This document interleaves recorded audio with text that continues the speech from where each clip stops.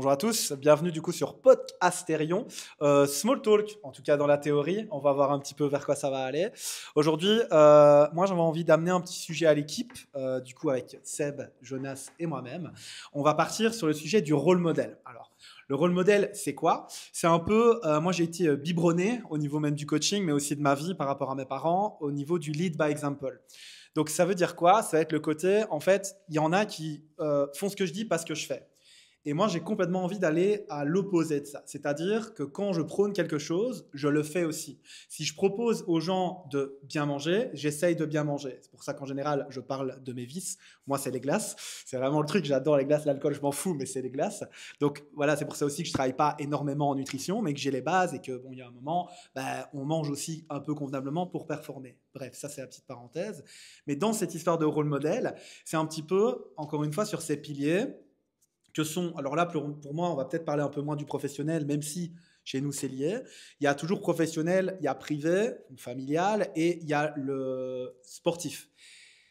Un truc qui marche beaucoup, en tout cas avec les gens avec lesquels je travaille en personal training particulièrement, c'est le rôle modèle en tant que parent. J'ai beaucoup de parents avec qui je discute, je dis voilà, en fait, il faut vraiment que tu te rendes compte que tout ce que tu fais, tes enfants, ils vont avoir du mimétisme. Un exemple tout con, c'est dommage, mes enfants, ils lisent pas. Et je dis, ok, mais toi, quand est-ce que tu lis? Ah ben, je lis jamais. Bon, en fait, c'est pas possible qu'ils fassent pareil, tu vois. Ah ouais, mais ils mangent du chocolat. Ah, ok, et toi, tu manges jamais de chocolat? Ah ben si, mais voilà, moi, je suis le parent. Ouais, mais encore une fois, fais ce que je dis, pas ce que je fais. Donc, non, essayons avec ce rôle modèle-là. Donc, moi, la question que j'ai envie de vous poser aujourd'hui, vous deux, ok, aux personnes qui sont en train de regarder ici, est-ce que vous arrivez en fait à être des rôles modèles? Donc, est-ce qu'il y a des choses sur lesquelles vous êtes un petit peu plus à l'aise, un petit peu moins? Et surtout, comment est-ce que vous arrivez, vous, à inspirer les gens autour de vous à travers ce rôle modèle, à travers ce lead by example? Jonas, je vais commencer par toi vu que tu as, t'as le micro. Ok, mais moi personnellement, ce que j'aimerais bien, parce que j'ai pas encore d'enfant, après je peux être un modèle pour d'autres personnes, etc. Tu as un modèle pour moi. Mais merci.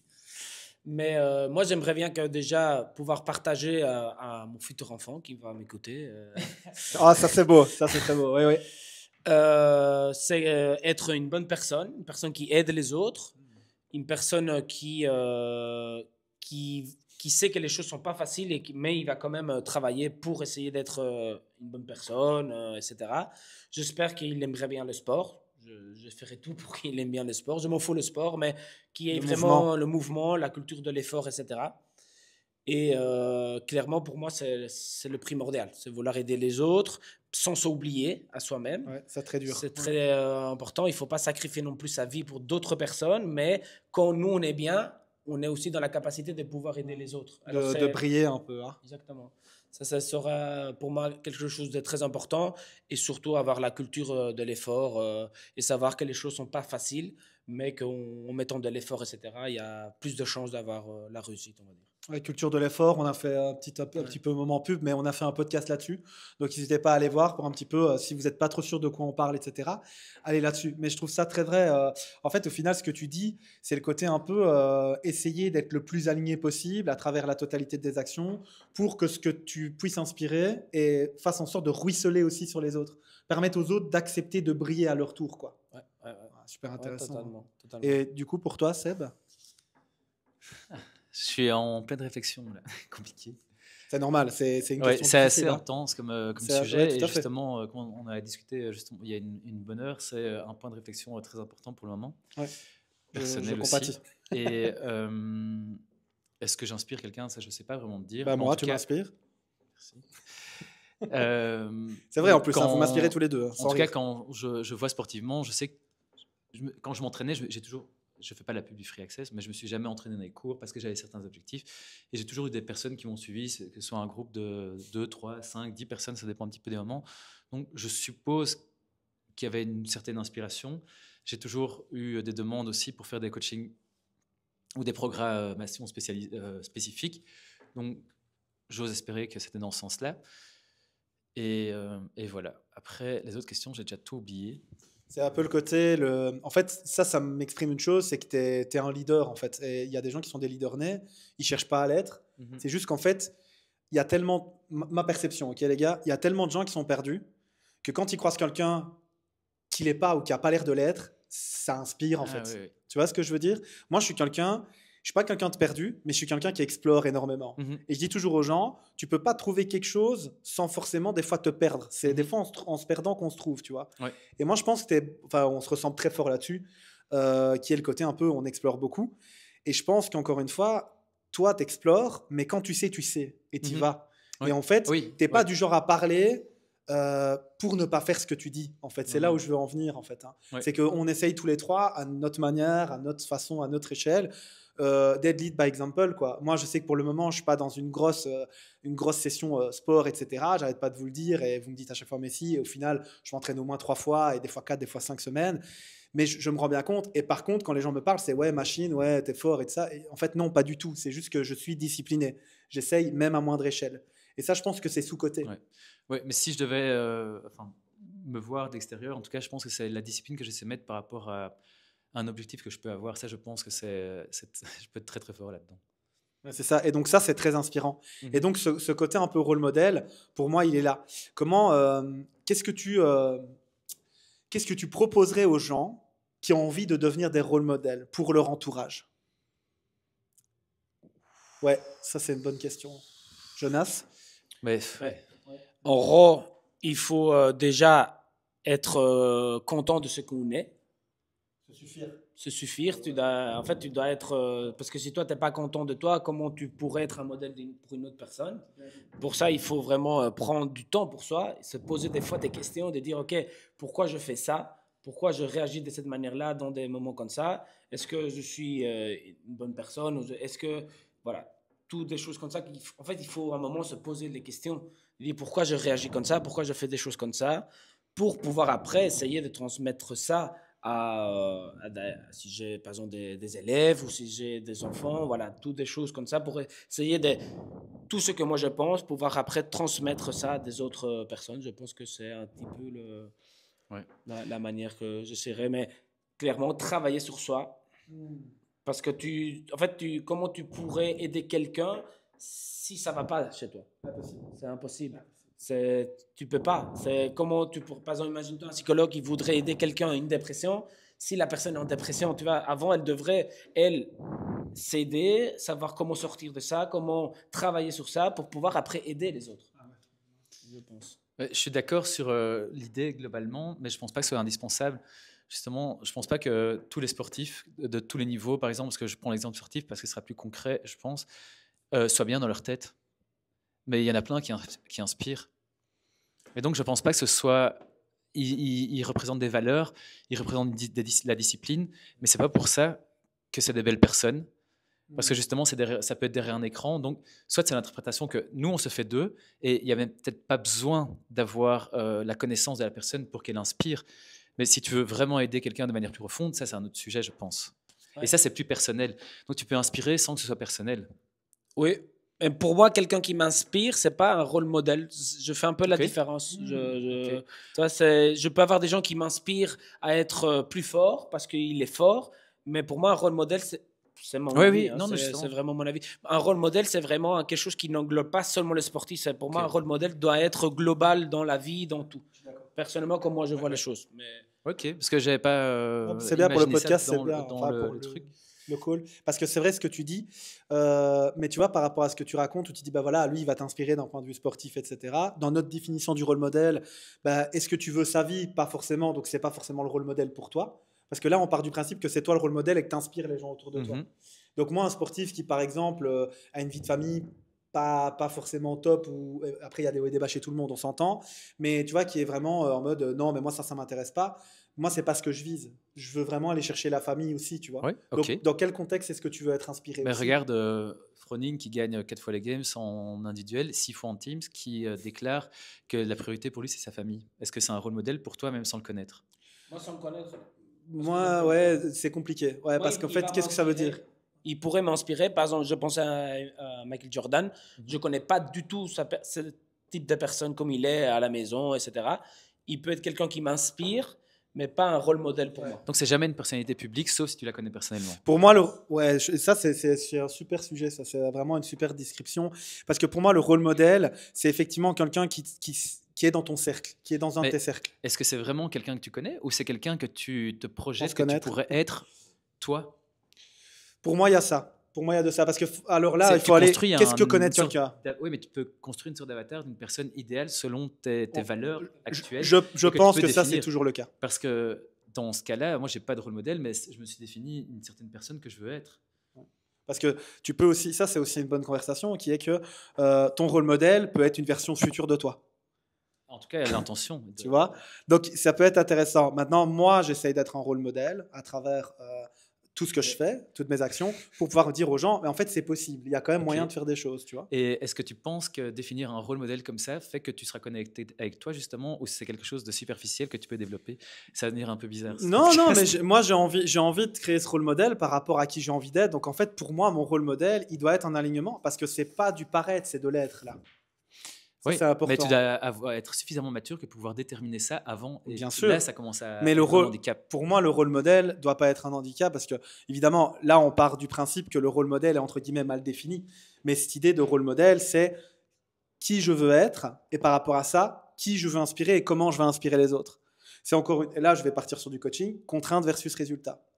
Moi, je veux pas un résultat de je suis beau. Je veux une contrainte de OK, quelle est la meilleure manière d'être beau selon moi, tu vois? Ok, mais voilà, mais donc ton rôle modèle, en fait, c'est une source de motivation pour toi. C'est pas une source Bien de motivation pour les autres. Ça peut le devenir C'est- à travers ce que je vais créer, tu Voilà, vois? mais c'est d'abord toi qui vas définir quelque chose qui t'inspire. Toujours, ouais, toujours. Mais ce rôle modèle, encore une fois, pour moi, hein, faire les choses pour les bonnes raisons, c'est pour toi-même, toujours. Et puis après, tu t'entoures des personnes qui sont alignées avec ça. Mais je veux dire, quand toi, rôle modèle ou pas, ou inspiration ou rôle modèle, on ne sait pas, mais pour moi, ça peut être les deux, tu es ici à la boxe, tu fais ton coaching, tu inspires un certain type de personnes.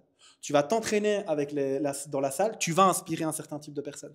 Tu vas t'intégrer dans un cours, tu vas encore aller chercher. Et en fait, ces trois-là, tu vas inspirer. Mais les trois ensemble, tu es un rôle modèle. Tu vois un petit peu l'idée? C'est une globalité. Mais de mon point de vue, moi, je pars du principe que les gars, il faut faire les choses pas pour paraître, mais pour être. Pas pour avoir, mais pour être. Être quoi? Aligné, bien dans sa peau, qui on a envie d'être. Donc pour moi, ton rôle modèle doit toujours être corrélé à qui tu as envie d'être. Mais par contre, moi, ce que je souhaite, c'est à travers ce que je vais faire, mes actions, mes paroles, tout ça, tout ce qu'on va en fait inspirer aux autres, on va leur montrer, mais en fait, putain, c'est faisable, quoi. C'est atteignable, tu vois. Et s'ils savent pas, viens, on va en parler. Moi, il y a des choses que je sais pas, je viens en parler à Jonas. Il y a des choses que je sais pas, je viens en parler avec toi. Et c'est réciproque. Et en fait, on se construit les uns les autres à travers nos propres actions, nos propres connaissances. Mais c'est très solide hein, comme conversation, c'est Mais très tu intéressant. vois, par exemple, moi j'ai l'impression que les femmes sont beaucoup plus capables de se connecter à elles. C'est pas une règle absolue parce que toutes ne sont pas connectées. Et que les mecs vont beaucoup plus être dans l'action et beaucoup, même en imaginant être connectés, mais il y a pas ce travail de fond qui est fait de la même manière, je trouve. Tout à fait. Et donc, une femme va avoir, pas toutes, mais il y aura peut-être un peu moins ce côté égo et des choses comme ça qu'il pourrait y avoir chez un mec dans un WOD ou n'importe quoi, on le voit très souvent. C'est intéressant parce qu'il y a les énergies masculines et féminines.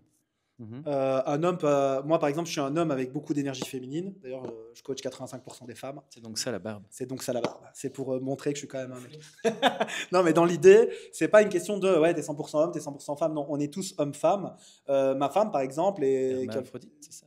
Oui, hermaphrodite, voilà, si tu veux. C'est Hermaphrodite, hermaphrodite énergiquement, d'accord? D'un point de vue énergétique. Le podcast va être annulé. On va être démonétisé. Mais non, mais dans l'idée, effectivement, il y a ce côté un petit peu. Bon, dans les énergies, la femme, elle est souvent plus vers l'interoception. Donc, elle est plus tournée vers elle-même. Et dans l'énergie masculine, on est plutôt sur l'extéroception, tournée vers les autres ou extérieur. Une femme, pour moi, va avoir beaucoup plus. Alors, c'est pas une vérité, mais va être en fait obligée, par rapport à ce que la société amène, de beaucoup plus se construire. Parce qu'en fait, la société, c'est soit belle, soit jolie, soit intelligente, et c'est tout le temps, tout le temps, tout le temps. Un mec, il doit être fort, il doit pas pleurer. En gros, c'est ça l'idée. Donc, en fait, on a aussi des contraintes, mais qui sont moindres. Et on va beaucoup se créer des relations amicales, etc., où, en fait, on va plus se construire à travers l'image que les autres nous renvoient. Là où une femme, c'est l'image que la société veut qu'on renvoie. Donc, on est sur des discussions qui sont vraiment, d'un point de vue... c'est des autres strates, quoi. Mais la discussion est la même. Qui tu veux être? Moi, j'ai eu une discussion avec une femme récemment. Elle me disait... voilà, c'est compliqué d'un point de vue relationnel privé. C'était un peu compliqué par rapport à son couple. Et à un moment, je lui ai dit, voilà, moi je te juge pas, personne te jugera, mais est-ce que ce qui se passe dans ton couple, c'est ce que tu veux amener dans le futur couple de ta petite fille? Et là, elle m'a dit, c'est un non. Et je dis, mais pourquoi du coup tu l'acceptes pour toi et tu l'acceptes pas pour. Et là, elle a eu des discussions, tu vois, avec son compagnon, quoi. Et voilà, ça c'est pas spécialement bien fini ou mal. C'est juste qu'il y a eu des choses qui ont été mises à plat. Ouais. Et pour moi, ça c'est moi ça m'inspire en fait. J'ai pas d'enfant non plus. Je suis tout à fait honnête avec ça. Mais par contre, le côté là, il y a eu un rôle modèle pour sa fille, tu vois. Ouais. Où elle s'est dit, putain non, en fait, je veux pas que ma fille aille chercher des relations, je vais utiliser un gros mot, toxiques, avec des gars, parce que moi, je lui ai donné un mauvais... Donc en fait, il faut aussi voir pourquoi est-ce que tu vas choisir d'agir. Qu'est-ce qui va être rentable d'un point de vue énergie? Parce que c'est toujours la même chose. Tes ressources sont-elles supérieures à tes contraintes? Si ce n'est pas le cas, et spoil alert, c'est souvent le cas, souvent les contraintes de la vie sont supérieures à nos ressources, et je dis toujours aux gens que je coach, tu arrives, tu as 5 allumettes, et ben tu te lèves, bam, t'en crames 4. Ben, tu n'as plus qu'une allumette. Moi, mon objectif, c'est d'arriver, tu te lèves, t'en crames pas. Déjà, ce serait pas mal. Parce que la dépression, c'est ça. Tu te lèves, t'en crames 5. T'as rien. Donc, dès qu'il se passe un truc, c'est OK. Ou, et tu fais pas. Tu vois ce que je veux dire? Donc, je sais pas si c'est un peu plus clair, mais pour moi, il faut aussi bien différencier ça, ces énergies, et trouver l'équilibre par rapport à ça. Moi, mon énergie masculine, j'essaie de la développer de plus en plus. Et ça me fait avancer dans des projets. Mais par contre, il ne faut pas que je me perde. Parce que moi, je suis très énergie féminine, donc très interoceptif, très aller chercher, et mon exploration passe par l'action. Où là, c'est mon côté masculin qui domine, mais très peu par rapport au reste, quoi. Tu vois. Et ouais, mais du coup, là-dedans, est-ce que ça reste rôle modèle homme-femme, ou est-ce qu'une femme peut prendre un homme comme rôle modèle, ou c'est juste des valeurs Ouais, et je c'est pense pas que propre oui, hein. Oui, oui. Je vais juste mettre ça et je te laisse, Jonas. Moi, un de mes plus grands rôles modèles, c'est ma mère. C'est plus que mon père. Évidemment, mon père est aussi un rôle modèle pour moi parce que il est incroyable d'un point de vue humain. C'est vraiment un super gars. Mais ma mère, qui est une femme, factuellement, qui était, parce qu'elle est plus, malheureusement, elle est décédée, est toujours un de mes rôles modèles. Donc, même si elle est plus là, c'est toujours un de mes rôles modèles parce qu'en fait, elle m'a inspiré par ses actions, tu vois. Donc, pour moi, c'est pas une question de sexe, c'est une question d'énergie. Et les énergies sont présentes, j'insiste, dans les deux, à plus ou moins forte échelle et plus ou moins par rapport à une certaine temporalité. Donc, il y a 10 ans, vous étiez plus féminin et maintenant, vous êtes plus masculin. Et c'est fluctuant. Ça dépend. Et de votre couple, de votre vie, de ce que vous faites. Ok, attends, je réfléchis du coup. T'as pas de... Non, mais en rôle, on parlait de rôle modèle. Ouais. Par exemple, est-ce qu'un coach doit être un rôle modèle, par exemple, pour les membres? Les owners doivent être un rôle modèle pour les membres? Mais ça, enfin, je vais pas répondre à cette question-là, mais j'ai toujours dit que les membres ressemblent aux owners de la Il n'y a boxe. pas d'hasard. Parce qu'on connaît quand même pas mal de boxe, on est passé par pas mal de boxe, et il y en a, tu as l'impression que c'est le collège, où, je vais y aller, où ils n'ont pas eu de succès à l'école, et là, ils ont un statut qui est totalement différent, et donc ils sont en train de profiter. On dirait que c'est les Kings, c'est le quarterback du collège qui est en train de se choper toutes les meufs. Donc ça, c'est génial. Il y a des box où c'est familial, ça c'est positif, justement.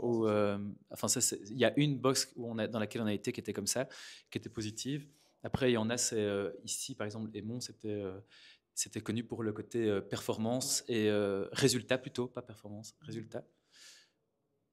Donc, il y a toujours une identité propre au honneur, et donc, je pense qu'il y a un impact, mais de là à voir si le coach ou le honneur doivent avoir ce rôle. Il y a un impact, en tout cas. Oui, je pense que oui. Pour moi, personnellement, il l'a. Maintenant, clairement, il faut faire... il y a pour moi, tout le monde ne peut pas être un rôle modèle pour tout le monde. Non. C'est-à-dire qu'il peut y avoir des personnes qui ont ouvert une salle, qui sont honneurs d'une salle, mais qu'en fait, ne sont pas des bons rôles modèles. Mais ça peut arriver. Tu ne restes pas dans la salle, en fait, alors. De quoi? Les membres ne restent pas. Par exemple, il y en a, si on devait regarder tous les gens qui sont déjà partis d'ici, c'est qu'on ne correspondait pas du tout à leurs valeurs, à plein de choses. Et tant mieux pour eux, tant mieux pour nous. Oui, clairement. Au final, que chacun, c'est mieux qu'être avec des personnes qui sont dans les mêmes valeurs. Parce dans que les mêmes, au plus les membres sont bien, au plus on est bien, au plus on est bien, au plus les membres sont bien. Oui, non, clairement. Clairement. Alors, en gros, oui, on peut être En fait, je pense même pas qu'on devrait être un rôle modèle. Parce que, par exemple, ce serait pas En logique, tant que coach, hein. oui, en Ok. tant que coach, que par exemple, moi, je suis coach et que je vous fais faire des exercices, par exemple, que moi, je fais jamais. Par exemple, ou je vous donne des conseils qu'en fait, moi-même, je ne fais pas. Ouais, ça pour moi, ça manque un peu alors d'honnêteté morale ou intellectuelle. J'utilise quand même beaucoup ça et j'en vois beaucoup qui sont comme ça. Tu sais, voilà, ils vont prendre des mots compliqués. Attention à ton triangle de sustentation. Ouais, enfin, reste en équilibre, quoi. Pourquoi essayer de t'asseoir ton autorité à travers des mots compliqués? Après, ça, c'est mon côté pédagogue. Ce que j'essaye de donner comme information et comme formation aux coachs qu'on forme ici à Astérion, c'est toujours le côté qu'est-ce que tu veux amener aux gens en fait. Moi, je suis quelqu'un qui veut amener de la bonne humeur. C'est pas plus compliqué que ça. Je veux que les gens qui viennent me trouver, ils aient le sourire. Est-ce que, du coup, être un rôle modèle, ça joue à ça? Bah, je pense que oui. Parce que quand ils me voient rigoler, j'arrive, il fait OK, on va passer un moment incroyable, ta, ta, ta. Et les gens, ils disent, mais c'est un malade mental, ce gars. Mais en fait, il rigole. Donc, je suis déjà, dès le bonjour, je suis déjà dans le rôle modèle pour moi. Ou, et j'avoue que là, ça me plaît beaucoup ce que tu as dit, dans l'inspiration. Parce qu'il y a des gens qui veulent pas être comme moi. Il y a des gens qui veulent pas être tatoués, avec un petit peu des muscles, avec un petit peu de la barbe. Ils s'en foutent. Par contre, le côté bonne humeur, pour moi, bah, c'est contagieux, quoi. Tu vois, il y a vraiment ce côté un petit peu, vas-y, let's go. Donc pour moi, il faut pas absolument être un rôle modèle, mais il faut conscientiser que tu peux l'être. Parce qu'en tant, et ça par contre, je pense que tu es un symbole d'autorité. Tu es quand même quelqu'un qui a de l'autorité dans une salle, comme un prof. Hein. Que tu aimes ou que tu n'aimes pas un prof, c'est un symbole d'autorité. Donc, moi, j'ai des profs d'histoire, enfin, j'ai un prof d'histoire dans la tête qui m'a rendu féru d'histoire. Et ben, je l'ai gardé toujours. J'ai 35 ans, le mec, j'en ai 15. 15, ce gars-là, il était incroyable. Et je me rappelle, il nous cotait même pas, en fait. Il disait, ouais, toi, t'as suivi, ok, c'est bon, bam. Et il dit, ouais, vous aurez vos examens, mais le reste, je m'en fous. Donc, ouais, qui est capable de me citer, ta, ta, ta. Et en fait, le mec, on était au théâtre, quoi, à chaque fois avec lui, tu vois. Et ça m'a inspiré de fou. Et en fait, je vous dis honnêtement, je me rends compte maintenant, mais je fais mes coachings un peu comme lui donnait ses cours. Il y a un peu le côté, tu sais, tu joues, tu es dans l'acting, tu fais des trucs et tout ça, mais positivement, quoi. Et donc, pour moi, voilà, c'est vraiment, c'est une méga plus-value, c'est là où je veux en venir. C'est une méga plus-value si le coach accepte, embrasse et est aligné avec ce rôle ce rôle de rôle modèle et de leadership par l'inspiration aussi, quoi. Ouais, mais donc, tous les coachs ont leur personnalité et justement, tous les membres préfèrent certains coachs pour X ou Y raison à certains moments, ce qui est tout à fait normal. Mais ce que tu te transmets et ce qui fait que les personnes t'aiment bien, c'est parce que tu es dans ton élément sur certains points dans le coaching. Par exemple, on n'a pas tous les trois le même coaching, je pense. Enfin, plus ou moins sur certains points en tout cas. Mais voilà, les valeurs de base sont vraiment les mêmes. Mais au niveau on va pas parler de la même manière ici. Enfin, Et heureusement. Oui, heureusement. Mais c'est ça qui est. On aime la diversité justement par rapport à tout ça et on veut ça. Mais avec un tronc commun de valeurs qui est clairement bien établi et qui est la seule priorité. Après, il y en a qui sont introvertis, il y en a qui sont extravertis et c'est très bien. Et ça permet de justement faire vivre parce qu'il faut un peu toutes les couleurs. À fond. Ouais. Non, totalement. C'est ce qu'il fait. C'est ce qu'il fait. C'est ça. Non, ça va. C'est ce qu'il fait, bande de salaud. C'est ce qui fait, en fait, pour moi, que c'est intéressant et que Jonas arrive à débloquer des trucs que j'arrive pas à débloquer et que j'arrive à débloquer des trucs que tu n'arrives pas à débloquer et que tu arrives à débloquer des trucs que j'arrive pas à débloquer. En fait, on est tous, en fait, en gros, on est complémentaires. C'est là où je veux en venir, qui est qu'en fait, ah oui, j'avais pas compris ça comme ça. Parce qu'en fait, on n'a pas tous la même sensibilité. Là où toi, tu vas être extrêmement technique, plus posé, etc. Jonas va raconter beaucoup plus de blagues. Moi, je vais être beaucoup plus dans l'énergie, un peu énervé. Mais au final, le tronc commun, c'est les valeurs. Et en fait, bah, c'est trop bien. Voilà, ce matin, j'ai quelqu'un qui m'a dit je suis enfin dans un de tes cours. J'en ai eu vraiment des bons échos. Bah, ça m'a fait super plaisir parce que je sais que je suis pas au-dessus de n'importe qui au niveau technique. Par contre, il y a des gens qui m'ont vraiment dit putain, au niveau de l'énergie, t'es quand même un énervé, mais dans le bon sens du terme. Et en fait, le matin, typiquement, je vois des gens qui repartent un peu en mode ouais, c'est trop bien. Donc, ça aussi, il y a une contextualisation de quand est-ce que tu donnes des cours que je donne au soir. Moi, je vais essayer de me calmer, tu vois. J'essaie vraiment de me calmer au soir. Parce que, tu veux savoir dormir. Voilà, c'est ça. Mais moi, je suis comme ça. Mais bon, après, c'est comme on avait déjà dit avec Jonas en privé. Souvent, en fait, on va parler 15, 20, 30 minutes, des fois en plus, quoi. Donc, on quitte d'ici super tard. Mais c'est même pas à signer, c'est même pas un problème. C'est un plaisir. Parce que moi, perso, ça me permet de redescendre, en fait. Parce que je suis quand même dans l'énergie. Donc, ouais, pour moi, tu vas inspirer les personnes simplement qui ont peut-être envie de te ressembler en tant que rôle modèle, quoi, si on part de ce principe-là. Ouais. Mais en tout cas, ce qui me plaît vraiment ici, c'est que, enfin, je crois que je l'ai déjà dit dans 405 podcasts, c'est que même au niveau des coachings, pardon, T'es aligné.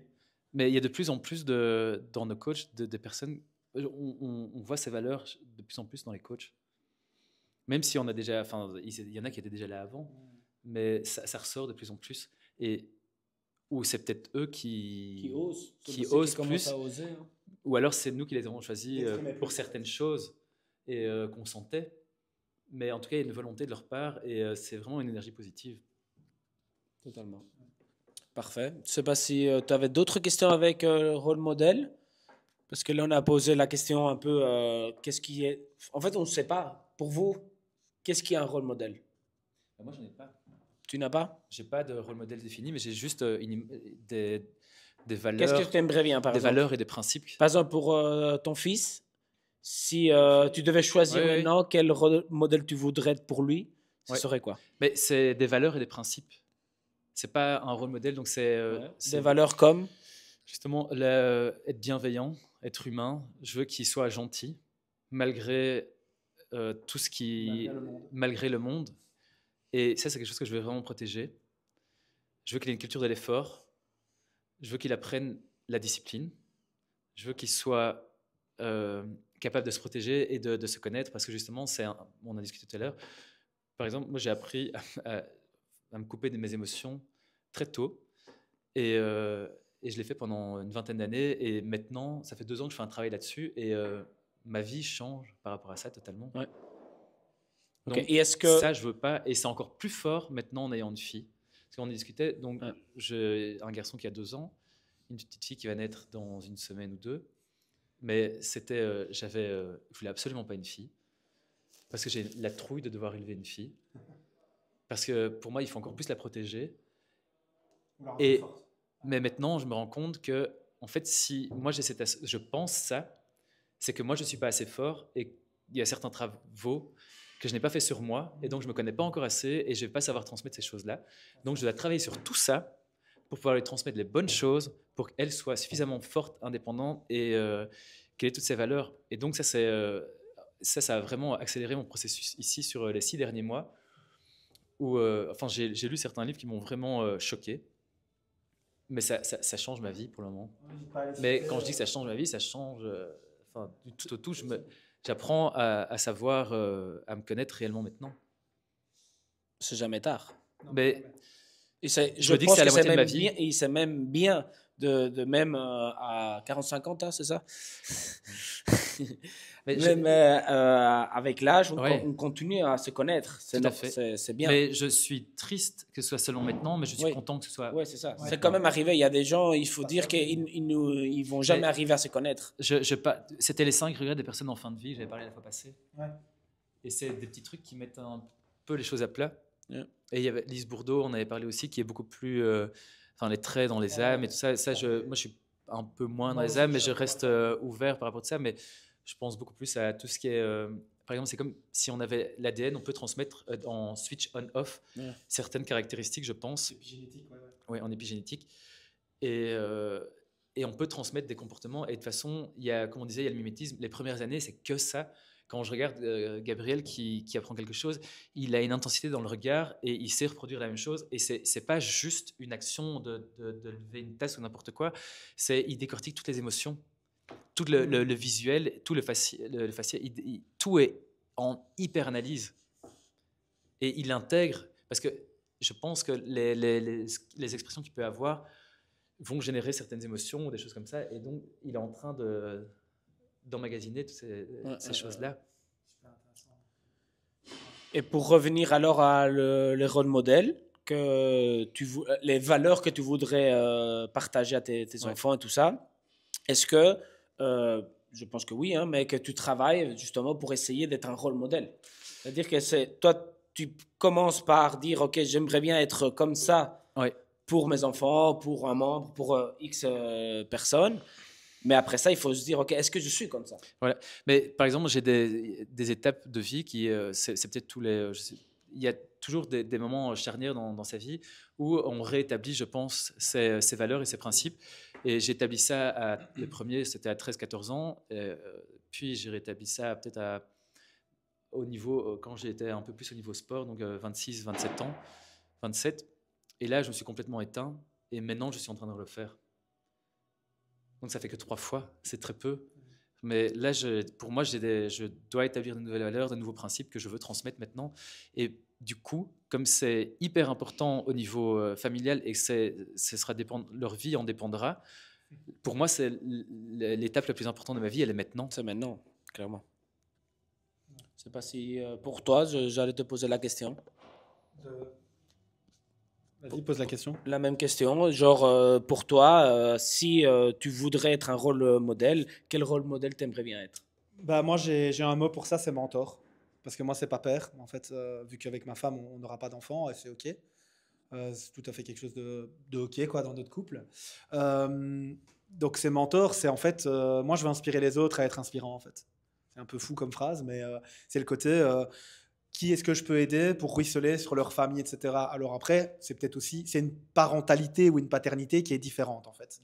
Je m'en rends compte en le disant, en fait. Ça fait penser à tout ce qui est asiatique. Oui, culture asiatique. Exact, eh ben exactement. Donc en fait, moi, je veux qu'on se dise, putain, lui, dans sa vie, il l'a pas fait à moitié, tu vois. Il s'est dit, lui, ouais, dans sa vie, tu sais, il y a beaucoup de grands maîtres, justement, c'est pour ça aussi que ça m'inspire autant, la culture asiatique, mais le côté, le mec a passé 90, enfin, j'abuse, mais 70 ans à faire des estampes, et le gars, il commence à dire, ouais, je commence à être pas trop mal, quoi. Ça, c'est la mentalité japonaise. Et ben moi, j'ai totalement cette mentalité-là. Alors, il y en a beaucoup qui disent, notamment mon épouse, t'es beaucoup trop dur avec toi-même. Et je dis, ouais, mais si je suis pas aussi dur avec moi-même, j'arrête d'avancer, en fait. Et ça c'est pas permis.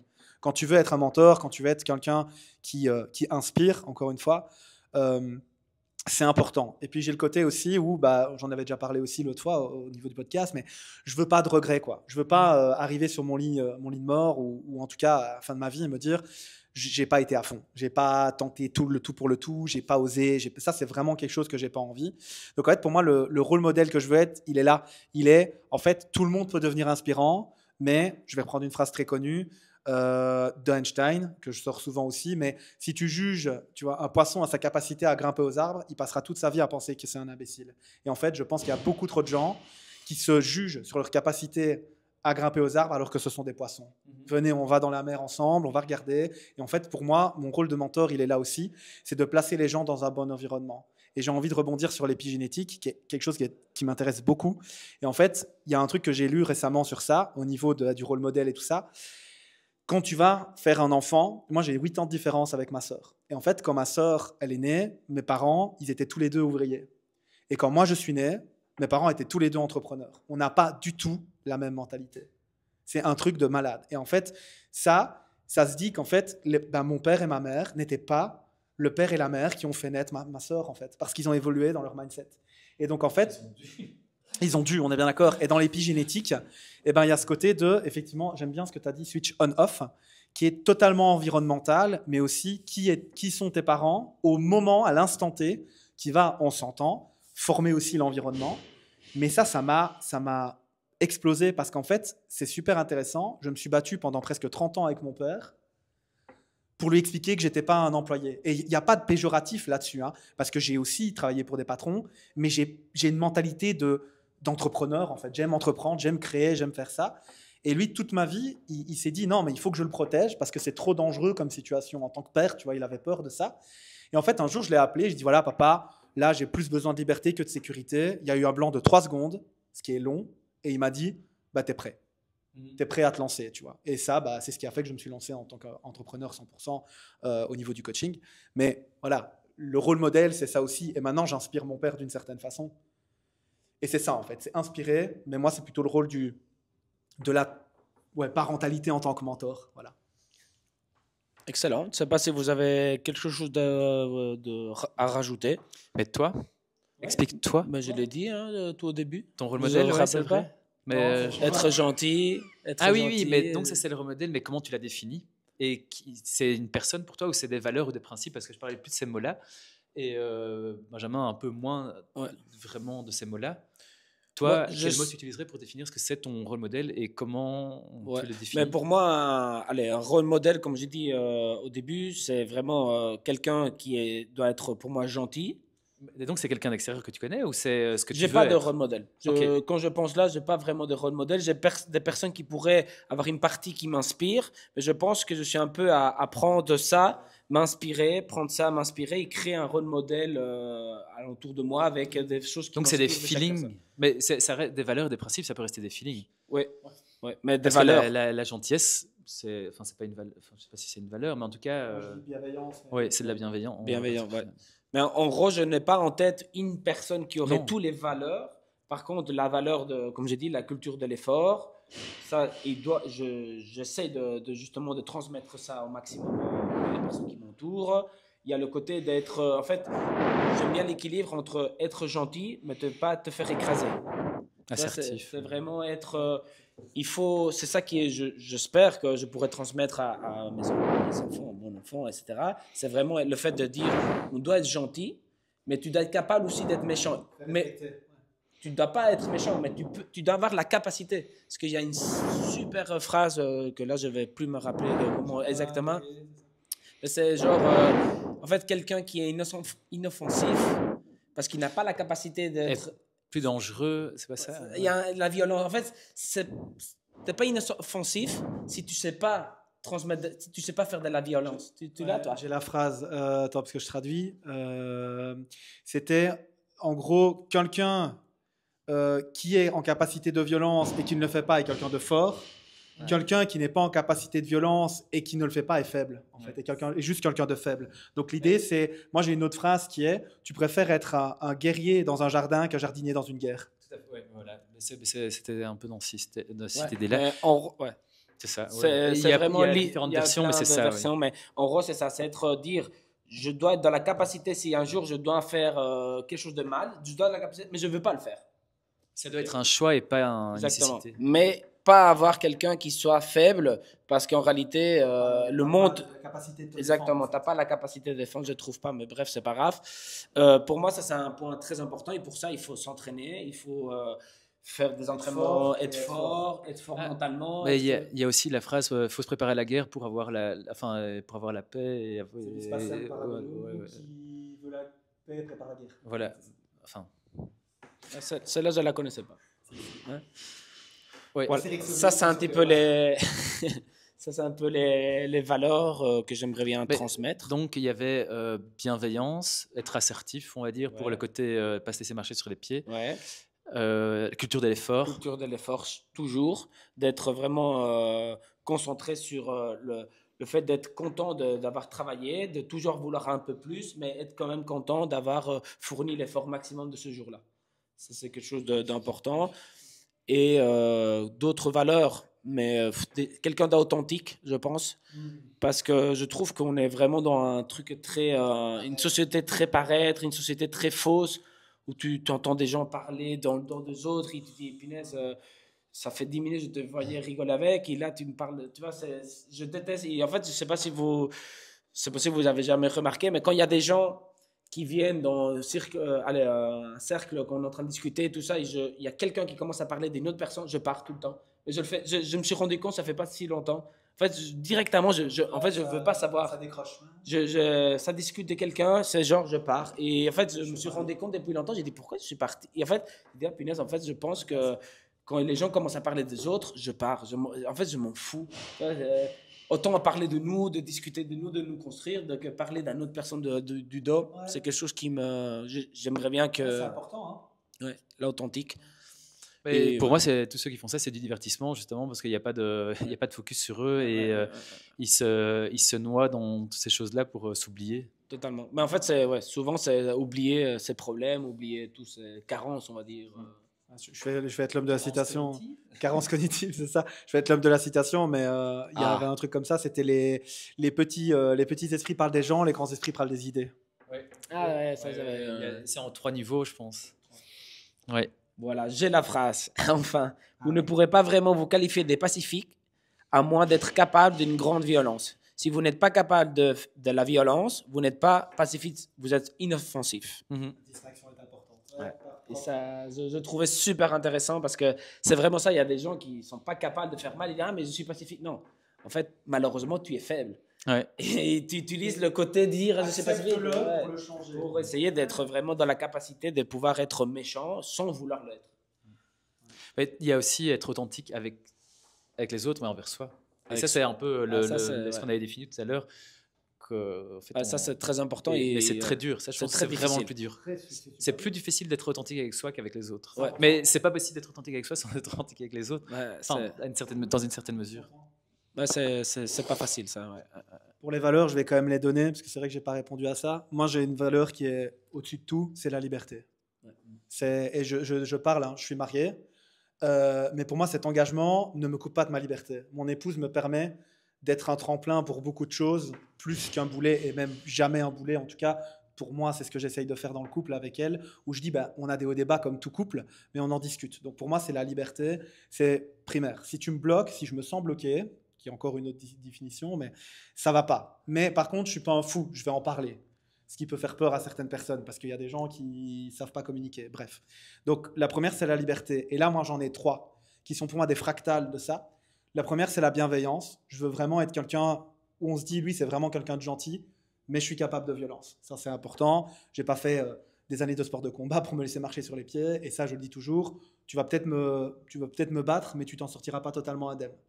Et ça, c'est un petit peu le règne animal, quoi. Tu vois, tu te défends. En tout cas, il faut être capable. Donc, la bienveillance, il y a le partage. Pour moi, c'est le côté humain. J'adore ce côté, il y a la communauté, on partage. Et là, par rapport à tout ce que j'ai dit, c'est aussi beaucoup partager l'inspiration. Donc, vraiment ce côté de qu'est-ce que toi, tu as à partager au monde. Un peu sticky guy aussi. Okay. Et puis, la dernière partie, pour moi, c'est l'apprentissage. Parce que j'adore ça. J'ai soif, j'ai faim, j'ai envie d'apprendre, d'avancer, de toujours évoluer, d'être à la page, d'acheter 1300 bouquins par jour pour pouvoir aller dans la salle du temps et de l'esprit pour pouvoir les lire tous et revenir comme une fleur en ayant vu, je sais pas moi, passer 24 heures et en fait j'ai lu 17 bouquins, tu vois. Ça, c'est vraiment ça. Donc moi, la liberté, c'est vraiment la mère de tout pour moi.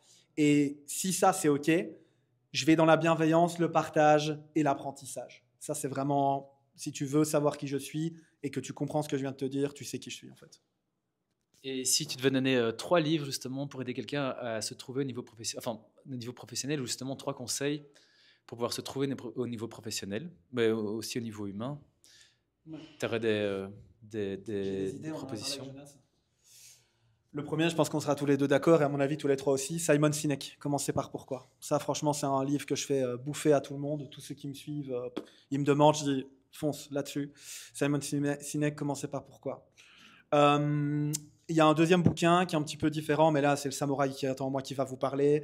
C'est L'éthique du samouraï moderne de Patrick Francescini.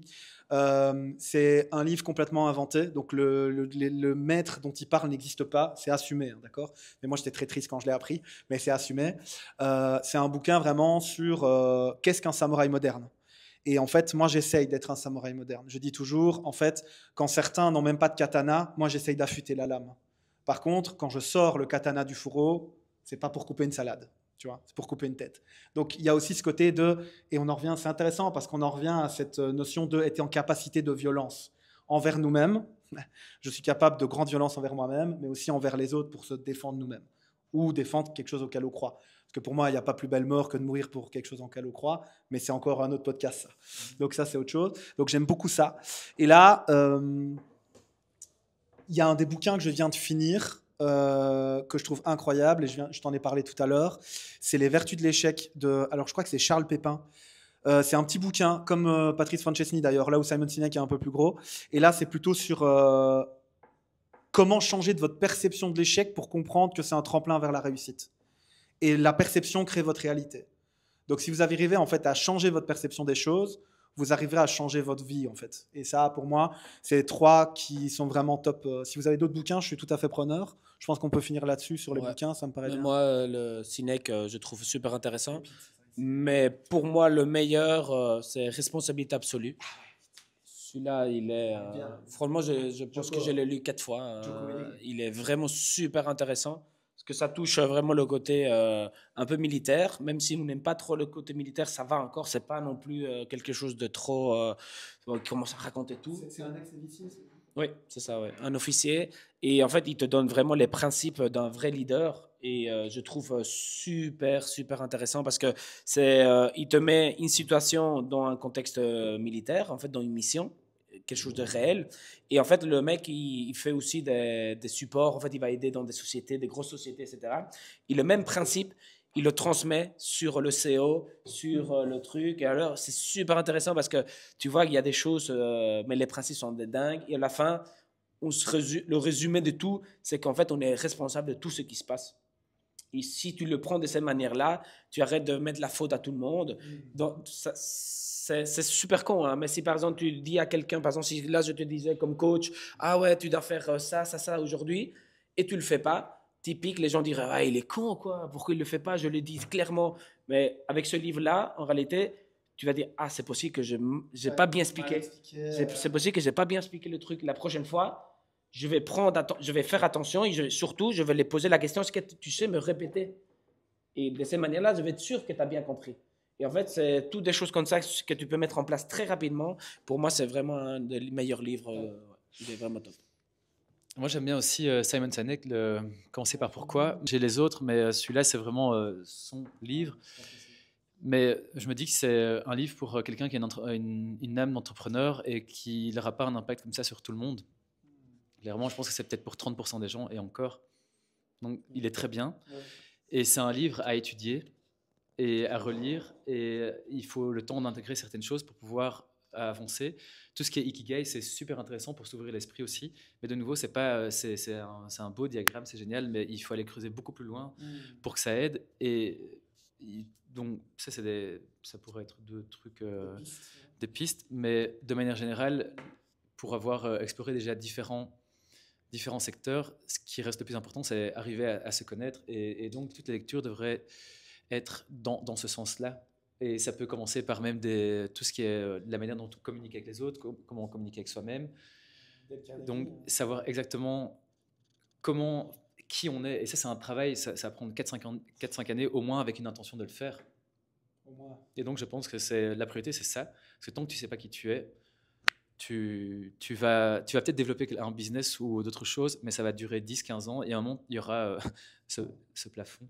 C'est un peu comme le niveau expert qu'on disait en gym ou n'importe quoi. Il y aura un cap à passer. Ouais. Parce que ce soit livre, par exemple, j'aime bien aussi One Thing, que j'ai déjà écouté aussi 6-7 fois, je pense, mais il me parle très souvent aussi. Ouais, très bien.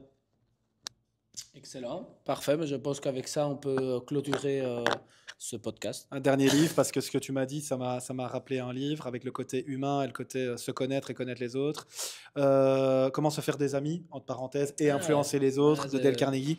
Parce que pour moi, les livres vont pas forcément vous apprendre à vous connaître plus que l'action. C'est surtout l'action et le fait de discuter avec soi-même qui va avancer. Mais ce bouquin-là, si au niveau de l'humain, c'est un peu compliqué, etc., ça peut être super intéressant, même pour la psychologie, tout ça, la relation humaine. En fait. Celui-là, il est pas mal. Et il est, pour moi, quasiment intemporel. Voilà.